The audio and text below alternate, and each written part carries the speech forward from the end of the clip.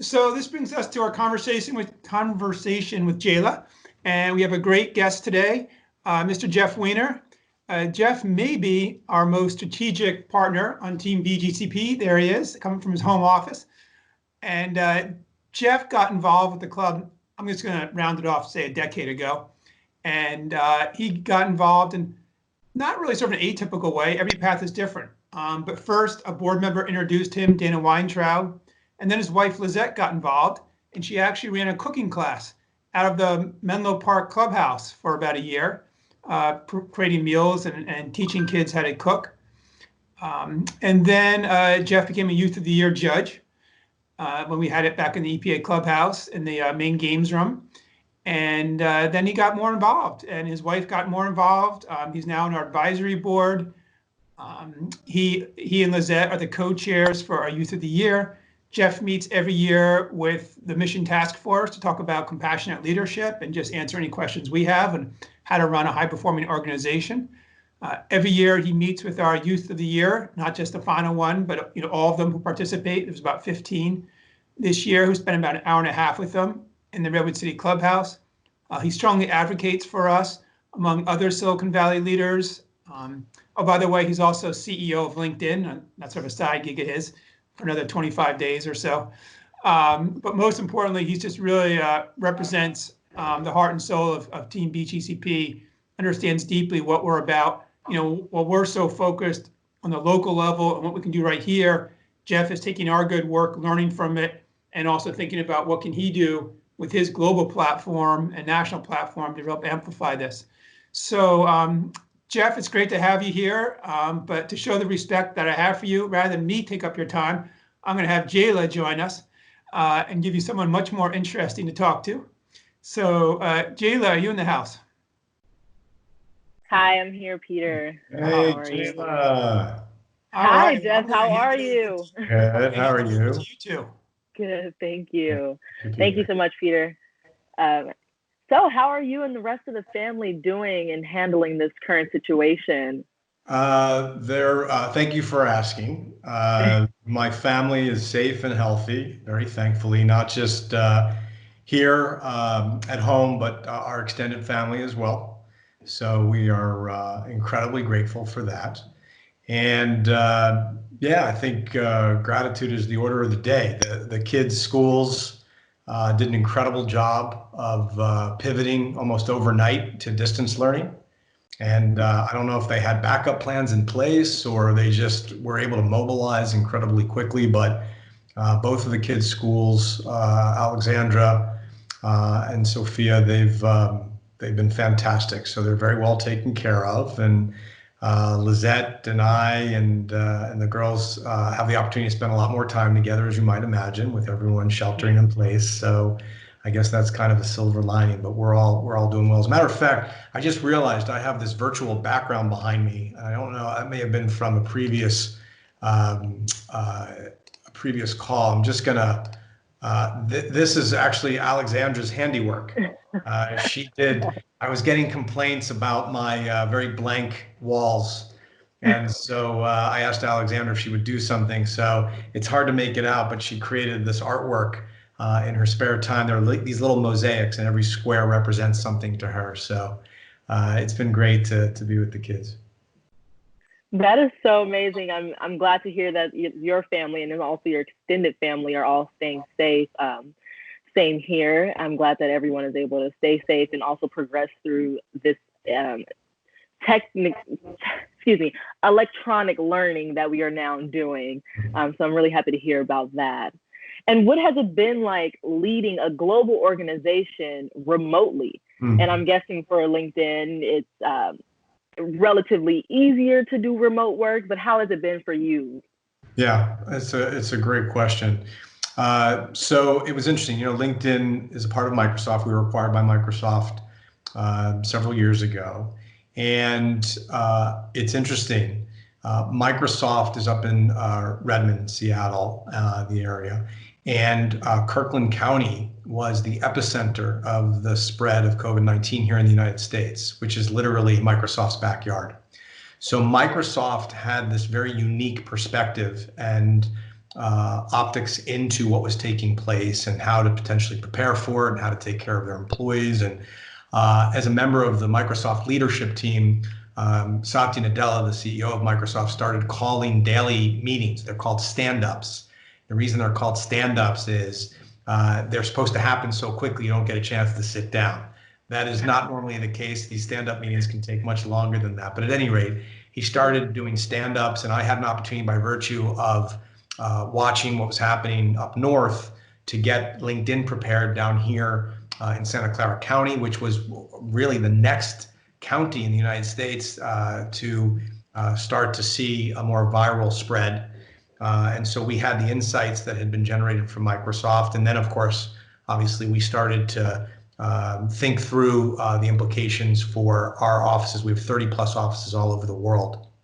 So we've certainly benefited from being able to learn from Microsoft's experience and stay aligned with Microsoft.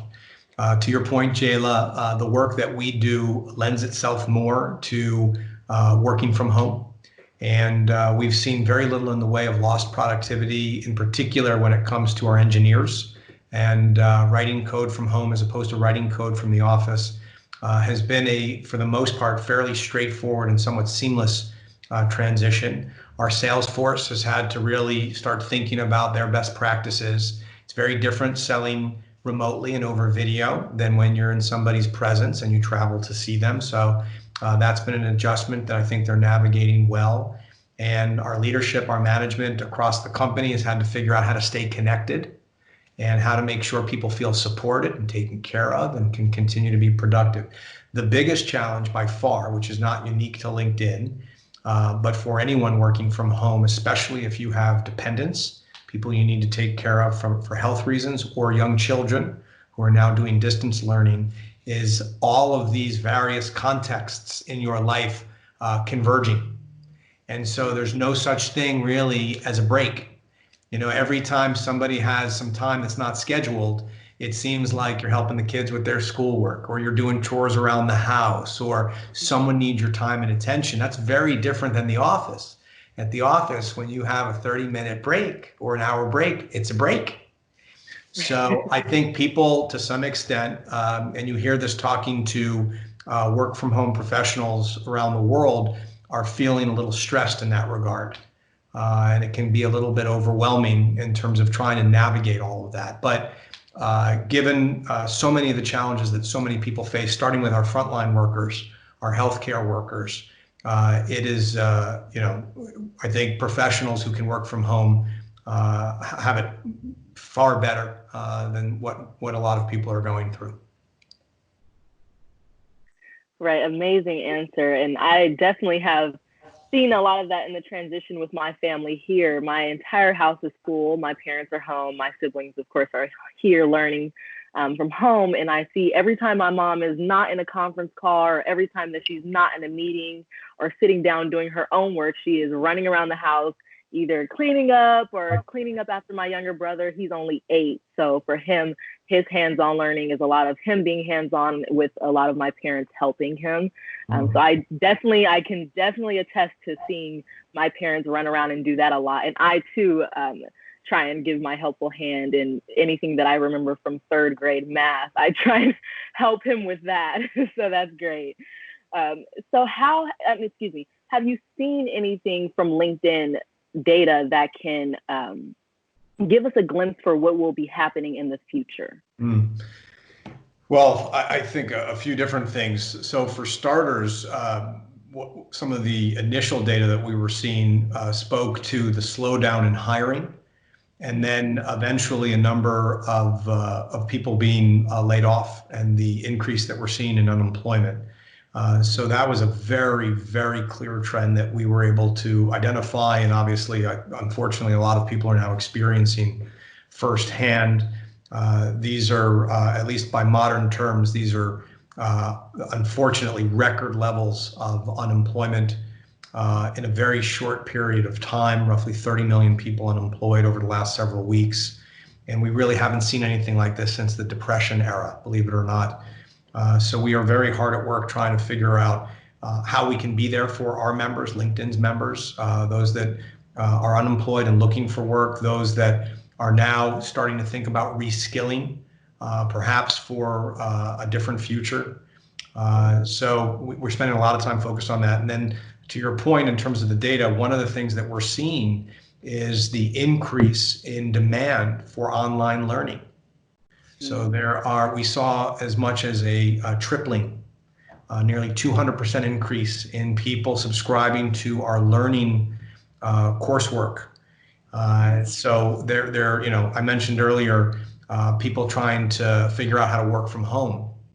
And so you've got, for example, individuals who are starting to think about what it means to be productive from home, the most effective way to do video conferencing, just these very kind of tactical things, but you don't necessarily spend a lot of time thinking about until you're working from home. We've got salespeople doing remote learning classes. And then we've got people who are just trying to figure out how they can learn new skills for jobs that are being offered, as opposed to maybe the jobs that they were already in and they need to reskill themselves. So we're investing a lot in what we call learning paths and bringing together courses from various disciplines to help people prepare for the jobs that will be available going forward. And you see warehouse administration and delivery services, some customer service roles related to that. Obviously, frontline workers, healthcare workers. There's still significant demand in those areas. The flip side is the way the hospitality industry, the travel industry, the restaurant business, small, medium-sized businesses that are largely locally oriented, those areas have been hit very hard. I see. Yeah. So, and how is your project going to connect young adults like myself and other BGCP students to future opportunities? Well, given that project is named after you, literally, I should and you're now working for that team, I should be asking you that question. But since you started with me, so for those that don't know, Jayla inspired a body of work at LinkedIn that's focused on creating connections for a segment of the population we call underconnected youth. These are young adults 18 to 25, oftentimes in underserved communities or lower income households that are pursuing an education, that have the requisite skills, the aptitude, the growth mindset. They have what it takes to be successful, but they, as the name might imply, underconnected youth, they don't have the right connections. They don't have the networks. And for those that don't know on this call today, who you know is a big part of how people find access to opportunity. I can speak from firsthand experience on multiple occasions. Doors opened for me. I was given opportunities to jobs or interviews at jobs by virtue of the people that I knew who thought I'd be a good fit. That's probably the case for Peter. Jayla is certainly benefiting from that, knowing a number of us at LinkedIn. And so we're trying to close what we call the network gap. And for those that are so deserving of being given access to opportunity, we want to make sure we can create those connections and create that social capital, for lack of a better term, and build out their networks. So there's a whole number of things underway.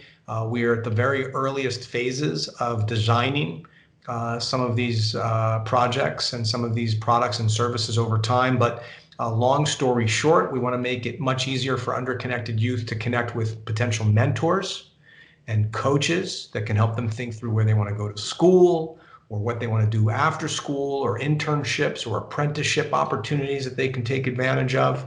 We're very focused on that. And longer term, we're very focused on ensuring that if you take an organization like the Boys and Girls Club by way of example, and you've got someone like Jayla who's a member, and you have someone like me who's very open to helping, Jayla may not know I'm out there and that I'm so willing to coach or mentor, but we're both affiliated with the Boys and Girls Club. So how can LinkedIn start to redefine the way we think about a connection when that connection doesn't explicitly exist?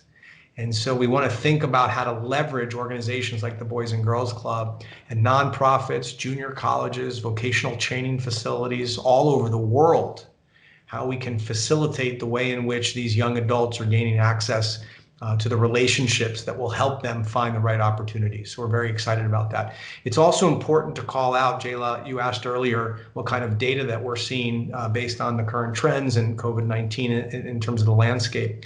And one of the concerning trends that we're seeing is the decline in entry-level jobs and internships and apprenticeships. They're off roughly 40% since pre-COVID levels. The number of jobs for entry-level jobs and apprenticeships, internships has declined by roughly 40% over the last couple of months.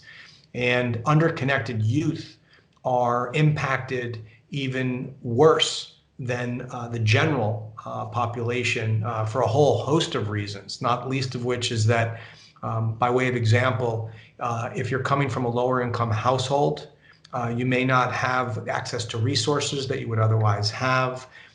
If you have to stay at home and you can't go to school or you can't go to work, you may have to take care of your parents in ways or family members in ways that other people don't have to. And that can put a lot of pressure on you and how you're spending your time and your energy. And, during recessionary times, and we're clearly in a recession, if not worse, unfortunately, younger folks may see their opportunities decline faster than general jobs, and those jobs may be slower to come back. And then when the jobs do become available, people are going to instinctually go to the people that they know to fill those jobs as quickly as they can. So we want to make sure that that underconnected youth are not at a disadvantage if that's the case.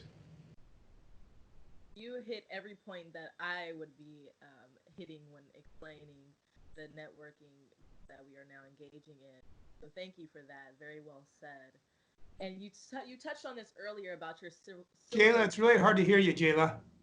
Oh, sorry. It's really hard to hear you, Jayla. Let me see. Is this better here? Yeah, that's much better. Thank you. Sorry about that. You touched on this earlier about your silver linings that you have found now being stationed in place in home. But how do you remain positive during this time? And how are any other silver linings that you have come across in your times of sheltering in place and working remotely and just staying positive during this time? We do an all hands every other week, not every day like you guys do, which I think is fantastic. But we, over the 11 or so years I've been the CEO of LinkedIn, we've been doing an all hands with all of our employees every other Wednesday. And we continue to do that practice. And it's been so wonderful to be able to connect with one another like that, even remotely. It's just so meaningful. And we do a very healthy amount of Q&A during these all hands. And one of the questions that was posed to the entire executive team was, how are you coping? And the answers from each of the members of my team were just so genuine and authentic and heartfelt and talking about the ups and the downs. When it turned to me, as I thought about it, I realized, and I hadn't explicitly been thinking about how I'm coping until I heard that question, and it occurred to me, it dawned on me, that advice I was given many, many years ago from a mentor of mine named Ray Chambers has really become so much a part of who I am and how I approach things that it was very much applicable in this situation. So Ray Chambers, one of my mentors, taught me 5 keys to happiness. And I find myself almost subconsciously applying these every day in a situation like this. And I find them to be incredibly valuable. So if you'll allow me, I can share that with today's audience. So the first is to live in the moment, which is always very helpful, regardless of whether or not you're sheltering in place and experiencing something, as challenging as this or otherwise. Just living in the moment, not getting too far out ahead of yourself and worried about so many different things and how they may unfold, or living in the past and wishing things could go back to the way they were. It's just kind of being present, being mindful, living in the moment. So that's one. The second is to be a spectator to your own thoughts, especially when you become emotional. And oftentimes when we experience stress, we can get angry, we can get frustrated, we can get fearful, anxious, and we just start to go. We start to rev, and instinct kind of kicks in. And one of the most helpful things you can do in that situation is just kind of take a breath, just be mindful, and just kind of step outside of yourself and ask yourself, boy, I wonder why I'm feeling what I'm feeling. And maybe I don't need to be reacting that way. Maybe I can think about this in a more constructive way. So being a spectator to your own thoughts, especially when you become emotional, that helps a great deal. Third, and this is particularly helpful when it comes to relationships, and for those of you out there that are married or have significant others, this one's really helpful. It's better to be loving than to be right, especially when you're in very close quarters and you're seeing the same people every day. A lot of us feel it's so important to be right all the time. We just need to be right. We put an opinion out there. We got to show the other person how right we are, how wrong they are. We got to prove ourselves. It takes a lot of energy. And more often than not, it not only is it not worth it, it's not the most important thing. What's important is being there for the people you care most about and feeling that sense of connection and having one another's back. So it's better to be loving than to be right. That's a really important one. The fourth one I'm really practicing these days, and we talked a little bit about it, which is being grateful for at least one thing every day. And we have so much to be grateful for, starting with our health and our safety, right? And having the opportunity to work from home. There are so many people right now, like our frontline workers, our healthcare workers, delivery, people doing deliveries, people working in supermarkets that just don't have the luxury of working from home, and they're exposing themselves and taking on risks. So there's so much to be grateful for, even in challenging circumstances like this. And the fifth one, which is arguably the most important, Ray always says it's the most important, is helping others every chance you get, is being of service to other people. And I am so fortunate through LinkedIn and that platform and the number of members and customers that we can really impact and help, especially through difficult times like this, through my affiliation with the Boys and Girls Club and other nonprofits, just having the opportunity to help and give back. And, you know, a great example of this at LinkedIn is our recruiting team in combination with our social impact team started a new project called Recruiting for Good. And we took our recruiters, and we have a hiring freeze right now. We're not hiring new people as much as we were. So we took all of our recruiters and we said to hospitals and healthcare companies, if you need help hiring people right now, we'll do it for you for free. And it's been enormously valuable to them. And our recruiters love it and love being a part of something bigger than themselves. So it's a great example of helping and being of service to others. So those are 5 keys to not only coping with a challenging time like this, but to just being happy in general. Thank you so much for that. And last question here to tie things up. Do you have any messages that you would like to share with our BGCP staff? Yes, I do. Speaking of helping others and being of service to others, I can't thank you enough. And I know I speak for so many others in our community for the extraordinary work you all are doing to take care of the membership, to take care of their families, the thousands upon thousands of meals that you're serving to those that need them most. The way you're showing up every day and just trying to get it done despite some of the limitations. And, you know, you're always doing such invaluable work for our community and for the BGCP members, but it matters more than ever right now. It matters more than ever when times get tough. And the way that you're all showing up, and it's no surprise knowing this group and how talented and dedicated and compassionate all of you are. But I just want to say thank you.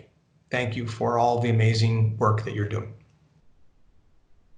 And Jeff, it is always a pleasure to connect with you, and I'm glad that you were able to make it to our all hands meeting today. Thank you so much for joining us, and I will hand back over to Pete. Thanks, Jayla. Jeff, don't leave quite yet. So Jayla, thanks again for being who you are and bringing the energy and the charisma and the intelligence to BGCP. It's fantastic. Jeff, so you know, Ann and Iris are both on your executive recruiting team, are both helping us with 2 leadership positions that we're currently recruiting for. So a big shout out to them. And then last, Jeff, we got a little surprise for you, but we have a special visitor who doesn't have time for a long conversation today. She's very busy, but she just want to come by and say hi to you. So is our special guest out there? Can she join us? Yes, 1 second, turning on the camera. So this is a former BGCP Youth of the Year All-Star legend, the one and only Ms. Nancy Arosio. Oh my Hi, God, Jeff. Nancy, I almost didn't recognize. Now, there's Nancy. Hi, Jeff. Hi. How are I've you? been, Peter just sent me a recent update. I can't believe, well, actually, knowing you, I can believe all the success that you're having, but congratulations. And I know what you're doing for your family, and it's amazing. Thank you. It's Thank wonderful to see you. Wow, what a it's special great to see you surprise, Peter. too. It was great listening on this all hands and what you were mentioning about just being grateful, but living in the moment is something that is extremely important. And I realize that given everything that's going on, sometimes it's hard to remember that. And just thank you for the reminder and thank you for sharing that with us. Well, thank you for joining the call. It is wonderful to see that smiling face. And, hope to see you soon in person at some point. So Hopefully. these calls get harder and harder. We've had, Condoleezza Rice, Joe Lacob, and Devontae Adams, and now we had the CEO of LinkedIn. And the only way we can keep these calls going, Jeff, and to bring in, more sort of exciting guest speakers is next Wednesday. Nancy's going to be our guest and be Nice. interviewed by Jayla. And we're going to hear, the staff is going to have a chance to hear Nancy's incredible story going from Redwood City, Hoover middle school kid to Youth of the Year to Santa Clara graduate to working in legal aid programs to joining the Army to being the highest ranking female athletic stud in No. the unit, whatever that's called, passing her medic exam on the first try, now going to work in Catholic charities, helping others. So, Jeff, you're great, but next Wednesday we're going to step up a Yeah, whole that's the different real level. star. That's the real And star right she's there. my hero. She's my role model, and she's what gives me the inspiration every day. So, Nancy, we'll see you next Wednesday. Jeff, thank you so much for being part of the team. So that's awesome. Good to see And you. everybody else, enjoy the rest of your wonderful day, and we'll be in touch.